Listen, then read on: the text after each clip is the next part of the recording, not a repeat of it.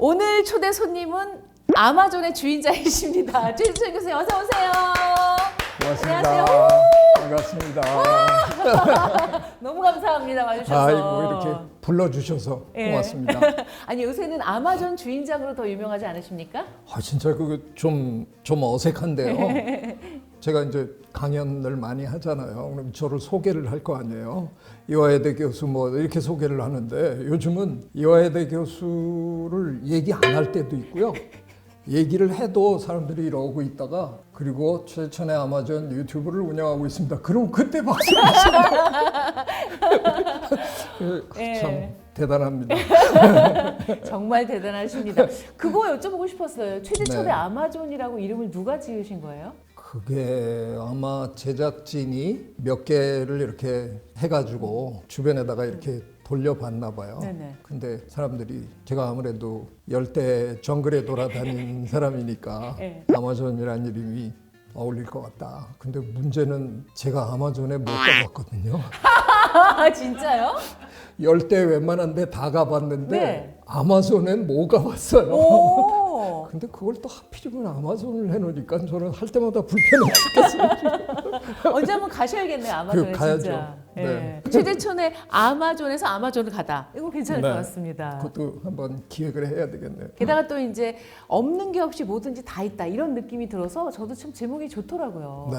그 많은 구독자들과 소통하시는 모습도 너무 보기 좋고요. 힘들진 않으세요? 저도 작은 채널이지만 쉽지 않던데요. 글쎄요, 뭐 그걸 힘들다고 해야 되나?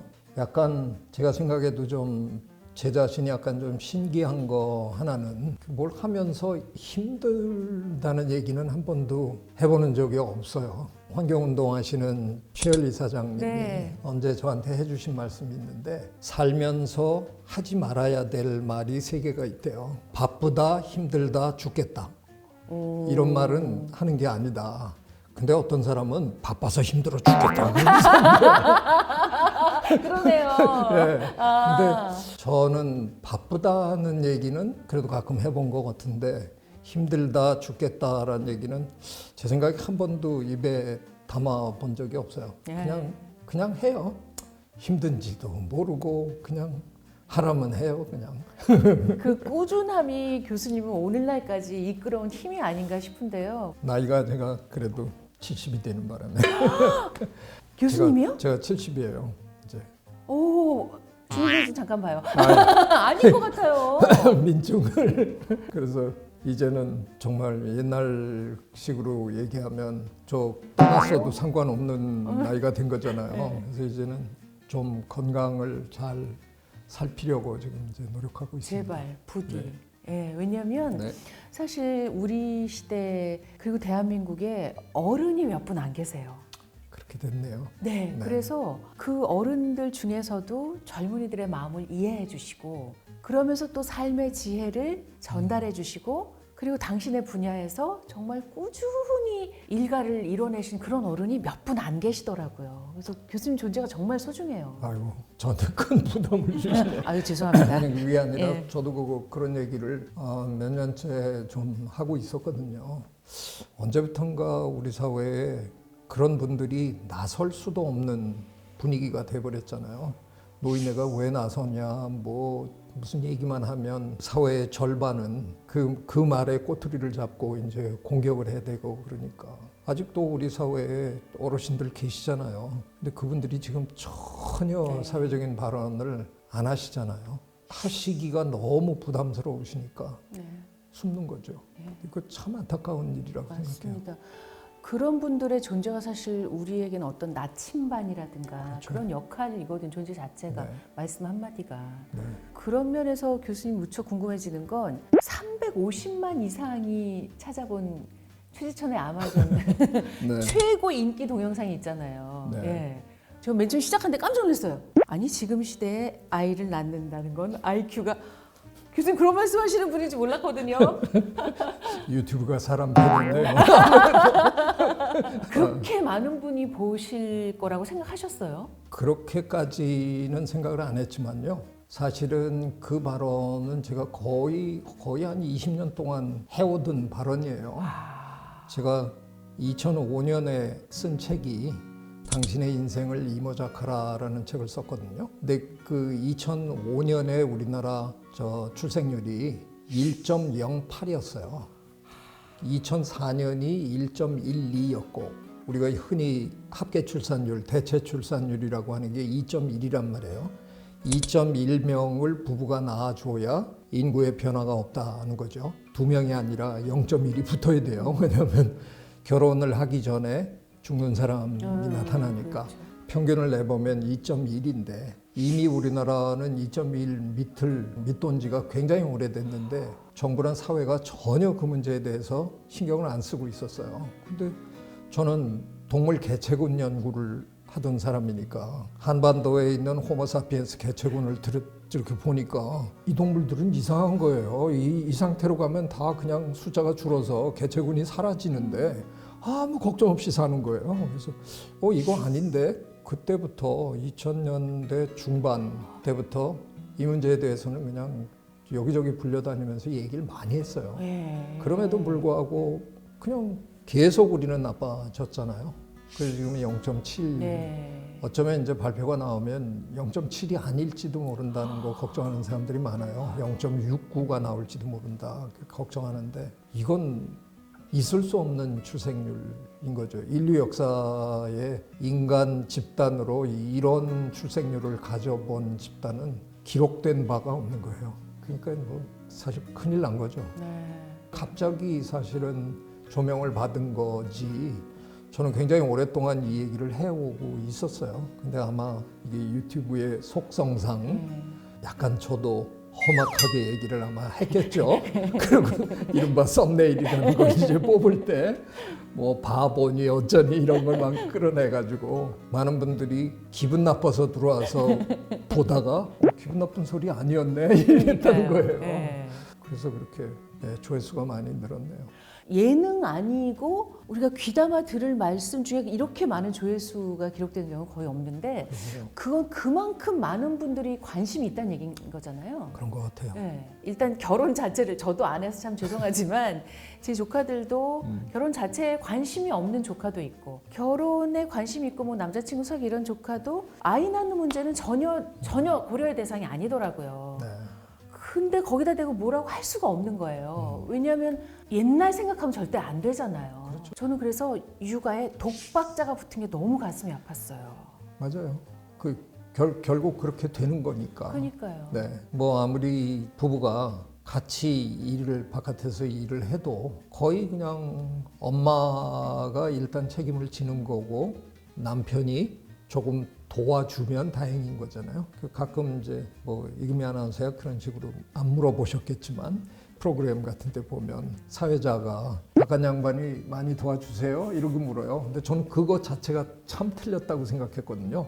이건 도와주는 게 아니거든요. 집안일인데 같이 해야 되는 일이죠. 제가 뭐 잘못 얘기하면 이제 또 욕먹겠지만 저는 집에서 하여간 뭐 웬만한 일을 다 하면서 평생 살았거든요. 근데 제가 그렇게 살면서 지금 이제 자신 있게 얘기할 수 있는 건 남편이 집에서 할 수 없는 일 딱 하나밖에 없어요. 아이를 낳는 거. 그거 하나는 못해요. 그 외에 모든 일에 남자가 못할 일이라는 건 단 한 개도 없습니다. 저희는 뭐 제 아내랑 저는 그냥 집안의 모든 일을 그냥 같이 하고 눈에 보이면 먼저 하고 그냥 그러고 평생 살았거든요. 그렇게 하셔야 이 문제가 풀릴 가능성이 일단 있어요. 그 문화가 만들어져야 아이를 낳을까 말까를 아마 고민할 수 있는 상태가 될 거예요. 근데 그게 지금 제가 보기에는 그렇게 조금은 돼 가고 있어요. 우리 지금 젊은 남성들 참 잘해요. 길에 나서서 보면 아빠들이 하잖아요. 그 불과 몇 년 전엔 오히려 남자가 이렇게 뭘 하면 사람들이 이렇게 쳐다봤잖아요. 지금은 전혀 어색하지 않잖아요. 지금 이제 그 단계로 이제 조금씩 가고 있는 것 같아요. 그 다음 단계는 사회가 도와줘야죠. 맞아요. 정부가 적극적으로 도와야 되는데 제가 보기에는 우리 정부는 그냥 생색만 내고 있어요. 이 정도 해갖고는 절대로 저는 향상될 가망성이 없다고 생각합니다. 그러게요. 그러니까 누구를 위한 대책이고 정책인가가 중요한데 예를 들어서 제가 얼마 전에 어느 회사에 가서 강연을 하고 왔는데 거기 제도를 보니까 아이를 출산하는 직원, 엄마든 아빠든에게 1,000만 원을 지급하는 거예요. 그 액수도 액수련이와 그렇게 적극적으로 봐, 우리 사회가 이렇게 정말 지원하고 응원하고 실질적인 도움을 주고 싶어요.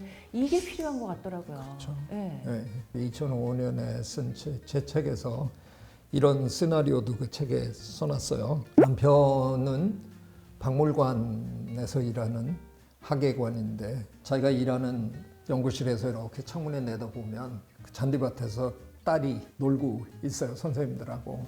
그리고 점심 먹으러 같이 내려가서 도시락 같이 까먹고 저녁에 자전거에 태우고 집으로 오고 있는데 아내는 어느 회사에 다니는데 초등학교에 가서 아들 데리고 걸어가다가 길에서 만나서 반가워서 다 같이 집에 가서 같이 저녁 만들어서 먹고 하는, 말하자면 그런 어떤 그림이 그려져야 그래서 거의 모든 직장에 그 아이를 돌보는 그 시설이 다 돼 있어야 되고.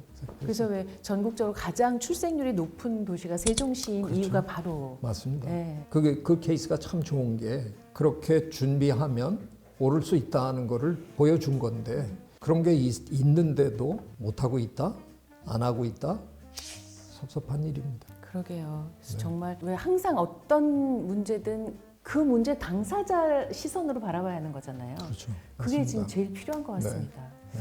이제 교수님 만나면 많은 사람들이 이런 질문할 것 같아요. 교수님, 환경 문제는 괜찮은 건가요? 우리의 미래는 어떤 건가요? 그럼 뭐라고 대답해 주세요? 저는 너무 걱정하지 맙시다. 그냥 우리 인간이 사라져주면 모든 게 다 깨끗한데 그래서 그냥 빨리 갑시다. 거의 그런 얘기를 막 할 정도인데요.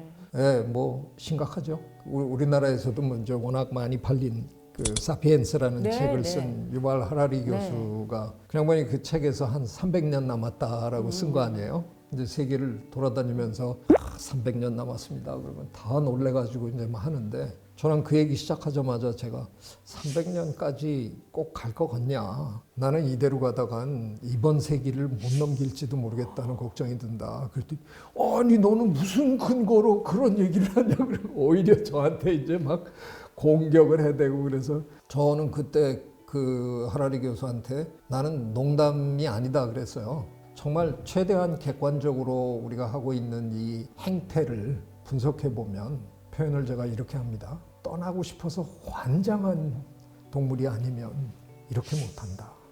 그러니까 스스로 생을 마감하고 싶어서 그냥 있는 짓 없는 짓 다 하는 동물처럼 보인다.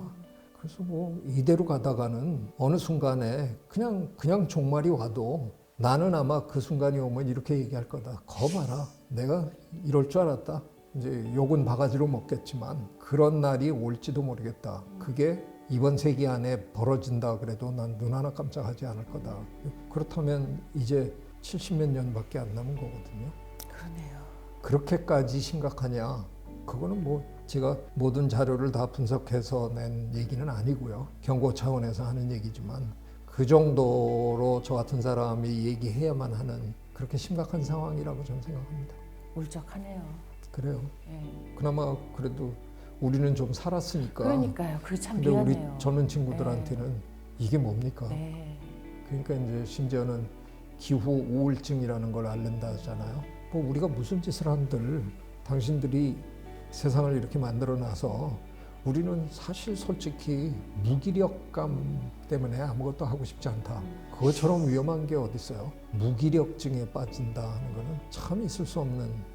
저는 뭐 출생률 뭐 이런 전문가는 아니거든요. 저는 환경을 연구하고 자연을 연구하는 사람인데 자연을 연구하는 사람의 입장에서 보면 출생률은 줄어야 되거든요. 지금 지구에 호모사피엔스가 80억 마리가 바글거리는데 경제 전문가들이 노동력 부족 때문에 해야 된다고 자꾸 그러는데 유럽의 작은 나라들 덴마크나 뭐 핀란드나 이런 나라들은 우리보다 인구 훨씬 적은데 우리보다 잘 살잖아요. 그걸 들여다보면서 우리도 이제는 적은 숫자로 어떻게 알뜰살뜰 잘 살 수 있는가를 그걸 노력해야지 이제는 출생률을 무작정 높이려고 노력할 게 아니라 아이 더 낳으라고 종용하는, 저는 그게 답이 아니라고 생각하거든요.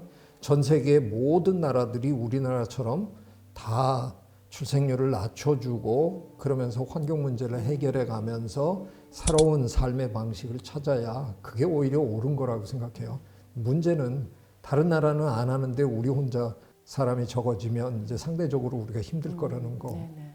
그건 뭐 그럴 수 있겠네요. 그래서 제가 뭐 경제학자도 아니면서 그냥 막 질러댈 수는 없는데, 우리처럼 이렇게 현명하고 다이내믹한 이런 국민이 이대로 우리가 무릎을 꿇을 리는 절대로 없으니까 우리는 아마 찾을 겁니다. 너무 기죽지 마시고요. 아마 세계에서 가장 먼저 이 문제를 풀어나가면서 다른 나라들이 우리를 벤치마킹하고 이런 그런 시점이 올 거라고 저는 생각합니다. 뭐 기성세대로서 여러분을 그런 힘든 자리에 집어넣은 거는 정말 죄송하지만 그 또 어떻게 하겠습니까? 여러분이 풀어야죠. 네, 젊은이 여러분 꼭 풀어주세요. 꼭 찾아주세요. 아, 오늘 정말 너무 재밌었고요. 아, 뭐 이제 한번 나오셨으니까 저도 언제 한번 불러주시면 네. 가서 또 재밌는 얘기 같이 나눠요. 교수님 네. 정말 감사합니다. 고맙습니다. 고맙습니다. 네.